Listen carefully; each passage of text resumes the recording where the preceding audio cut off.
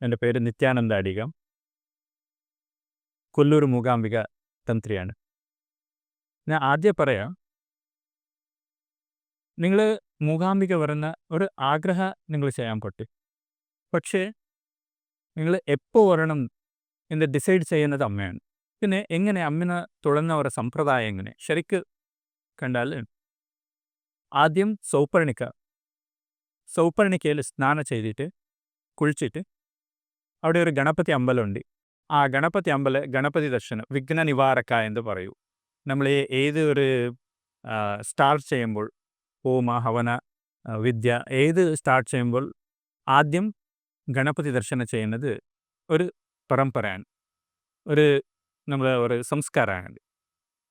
ആദ്യം ഗണപതി അമ്പലം തൊഴുത് പിന്നെ അമ്മ തൊഴുന്നത്, ലാസ്റ്റിൽ വീരഭദ്ര തൊഴുന്നത് ഒരു സമ്പ്രദായമാണ്, ഇവിടുത്തെ സമ്പ്രദായം. പിന്നെ ചുത്ത അമ്പലങ്ങളുണ്ട്, അമ്പലമെല്ലാം തൊഴുന്നത് ഒരു സമ്പ്രദായമാണ് ഇവിടെ. പിന്നെ ഈ വിദ്യാരംഭം ചെയ്യുന്നവർ, കുറേ കുട്ടികൾക്ക് വിദ്യാരംഭം ചെയ്യാൻ ആ ഒരു സന്ദർഭത്തിൽ വരാൻ പറ്റില്ല. അവരെന്താ ചെയ്യുക? അതൊന്നും വിഷമിക്കുന്ന ആവശ്യമില്ല.